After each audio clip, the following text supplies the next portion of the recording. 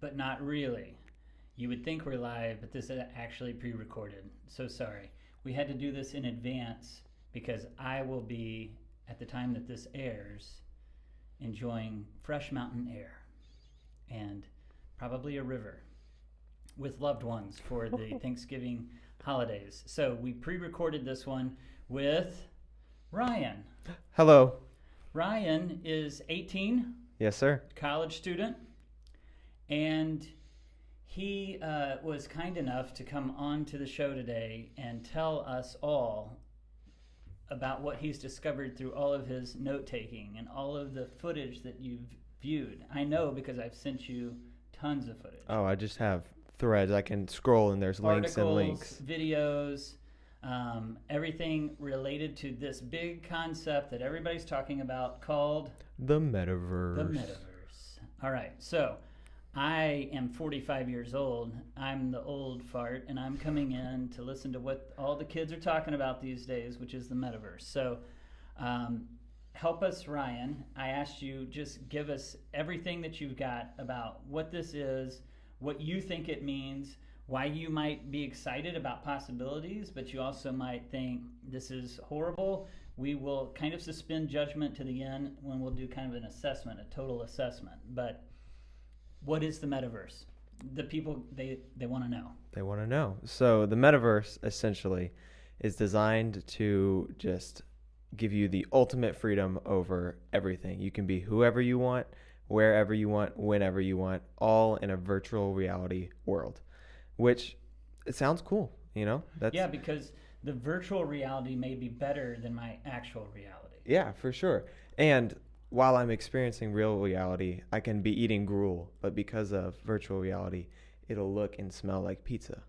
Or I can be in my bathtub at home, but in the reality, I can be outside on the mountains of Colorado and with my little air freshener in the house smelling the fresh mountain air. Like, it just gives you that escape from the dark reality that is. Okay, so that's the appeal. It's the appeal, yeah. Okay. Give you whatever you want. How are they going to pull this off? So they're going to pull it off with technology, obviously. The company that is heading this project is Mark Zuckerberg's Facebook, who is now rebranding to Meta. And what they're going to do is, with their connections with all of this social media through Instagram and Facebook, WhatsApp, and then coupled with Oculus, you know, the VR headset goggles. Oh, yeah. They're going to use all their power to come together and create this virtual reality, this world dimension that is set apart from the real world. And so much better than our world. And so much better, Right. yeah. There's nothing dystopian at all about this. This is only going to work out for your betterment and mine. Your future looks more bright because of the Metaverse. Because of the Metaverse. Okay. What could go wrong? So there's a lot of things that could go wrong, and I'll just start with how it could be lame.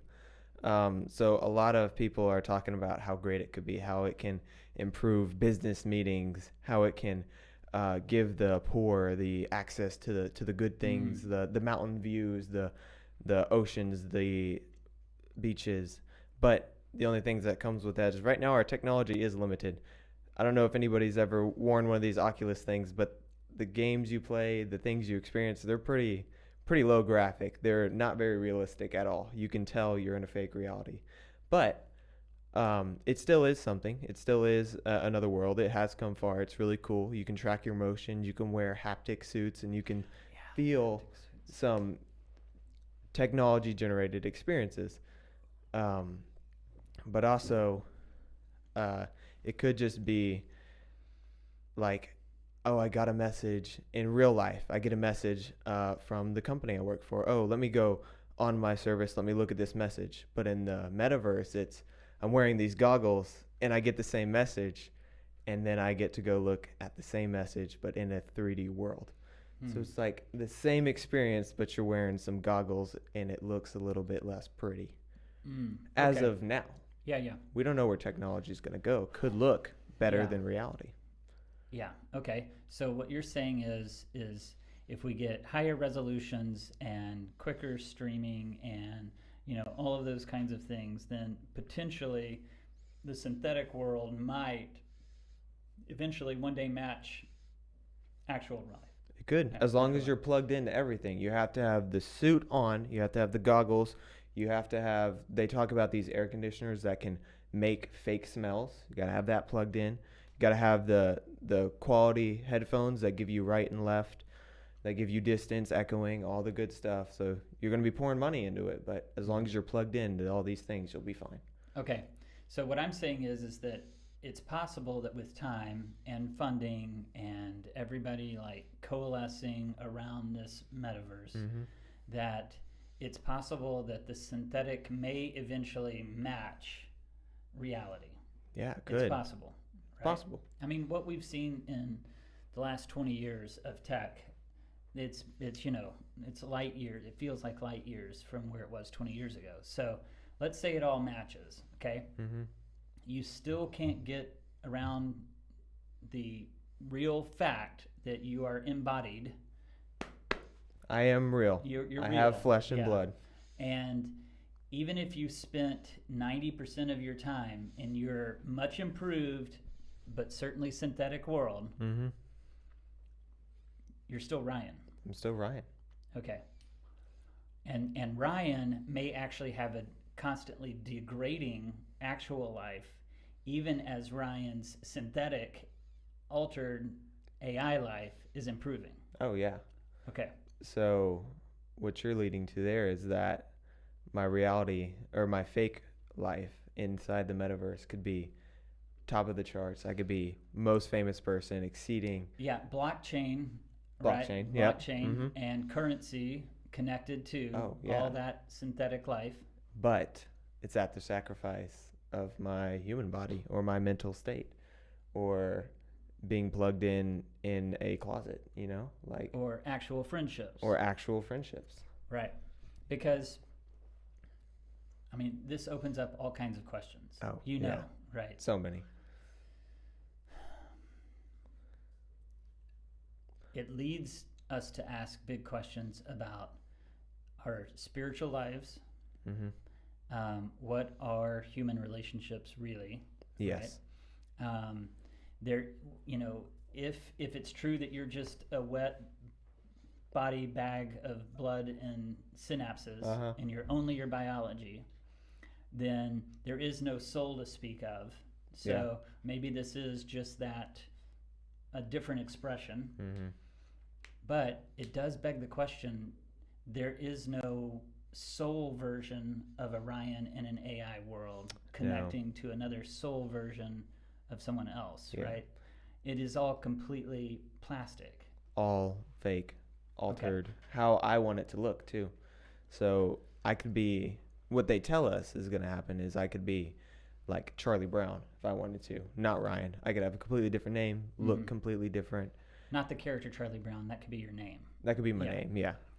But one of my favorite things that through all this research that I've heard is that the metaverse is fake and it's designed to distract you from reality. So the whole point of the metaverse is to plug you in and then just keep you away from reality, real reality itself, just to distract you, to give you all the goodies, all the Topo Chicos. This sounds so appealing. It does, doesn't it? Everything at your fingertips. You can. So I might have told you before that about 2 years ago, pre-COVID world, I was out at a big restaurant with a bunch of guys who were all my age. So all like middle age, very little hair left.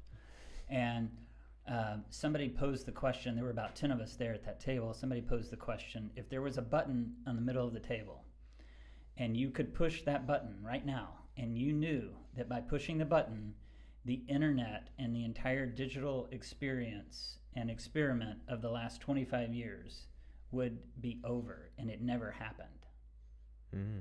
Would you push that button? And before you do, it was like, think of all the positive, think of all the great things that have come as a result of the internet and being plugged in and our devices in our pockets and all of that. All the benefits, weigh it with all of the cost. Would you hit the button?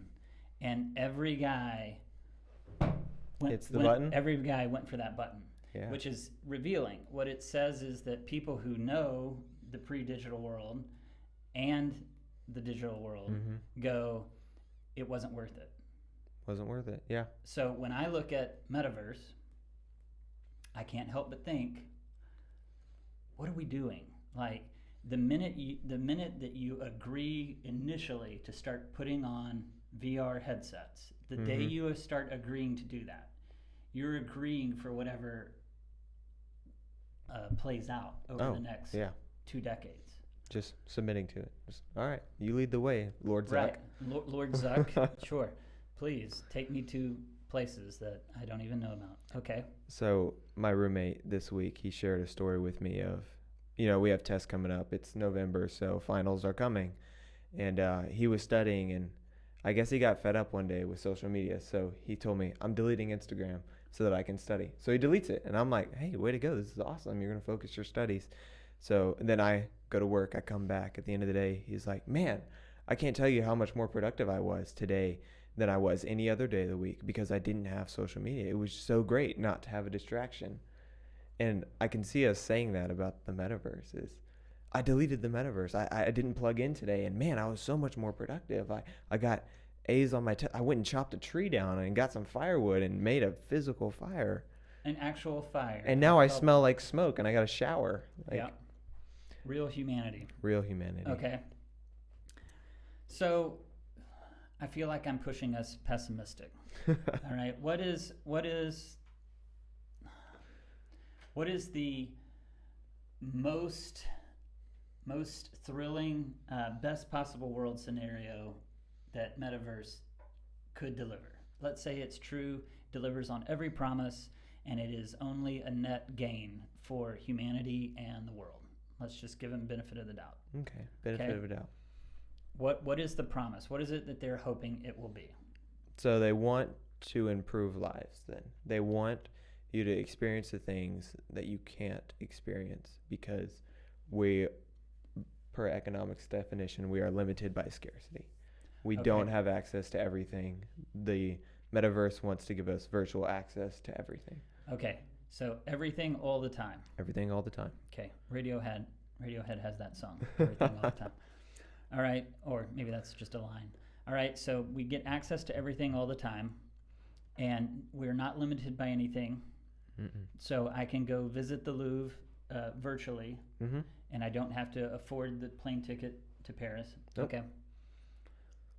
Okay. It poses benefits for businesses. That's a big thing they're pulling on right now is instead of hosting your virtual meeting on Zoom, host it in the metaverse where you can dress up in the finest suit that you can find online digitally through blockchain and put that on and then sit down. Everybody's looking their best, pristine. You see virtual faces, but you're there in person.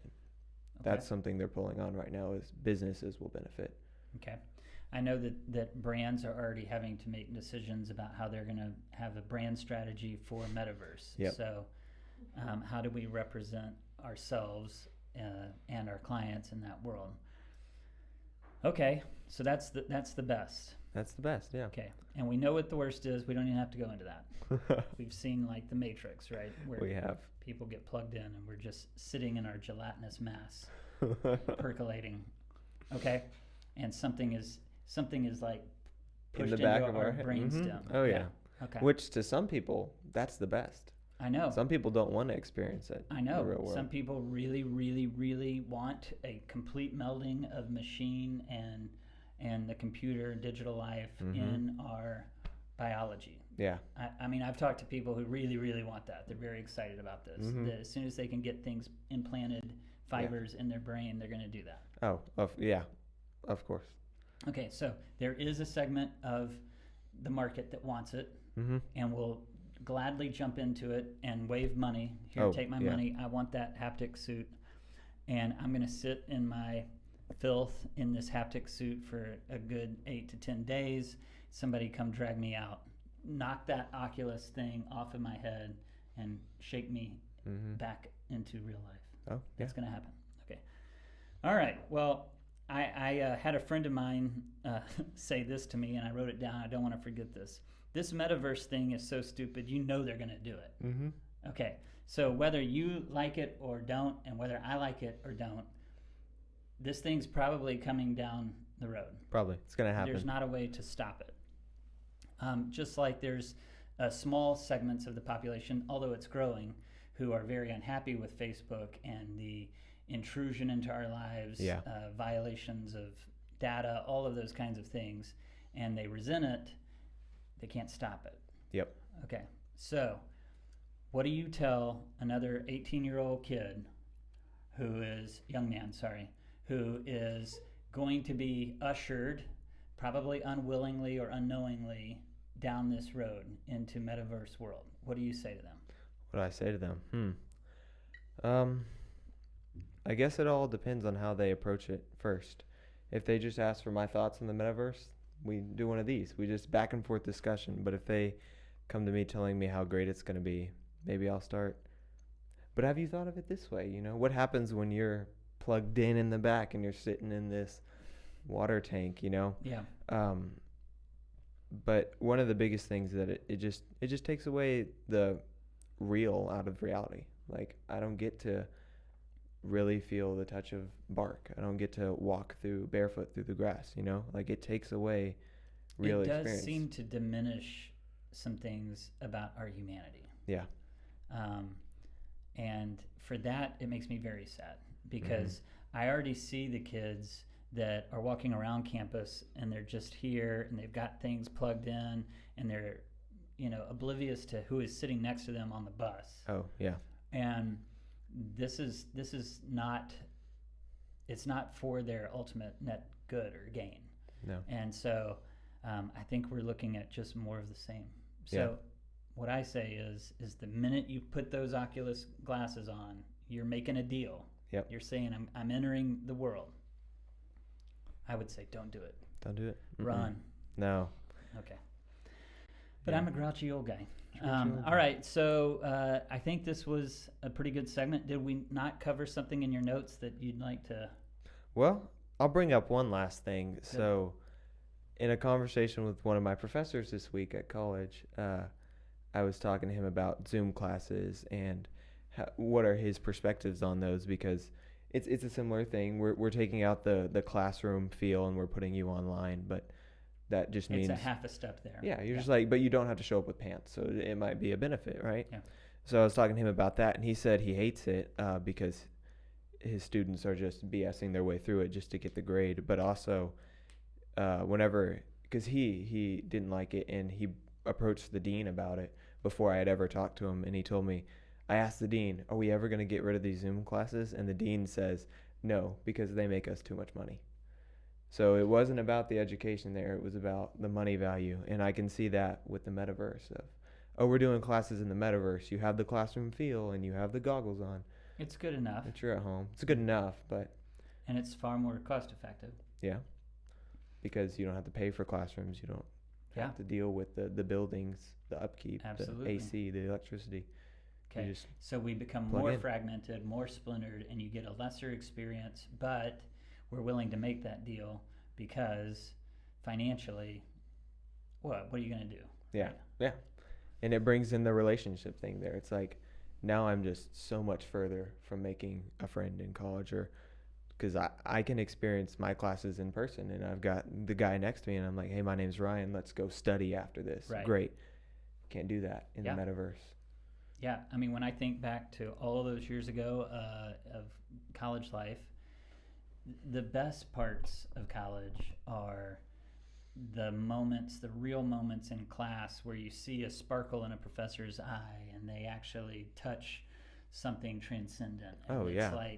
It's like the you're digging into text, and it is immersive. Real life is immersive, and it's a great experience. This is the thing that kind of blows my mind, is all of the language surrounding the metaverse is immersive and experience. And I'm like, yeah, you mean like life? Like life, Like yeah. life is pretty immersive. There's a pretty there's good and bad and highs and lows. It's very experiential, and the humanity component is what makes it wonderful and hard and all of the things. Yeah. And you only get 75, 80 years on the planet, like, use it well, I guess. I guess. All right. Well, thank you for joining. Thanks for having me. I appreciate it. I think one of the things that would be fun is that maybe we can do this periodically. like you could, when as new stuff emerges about this, you can come Oh, in and yeah. be like, oh, here's some new information, Mm-hmm. because it's going to keep rolling out. Oh, yeah. I mean, we can't do anything to stop it, so That's right. might as well just report on it. That's right. All right. Well, great. Thank you for joining us today from live from the bunker. That was not really live. Yeah. Oh, and happy Thanksgiving.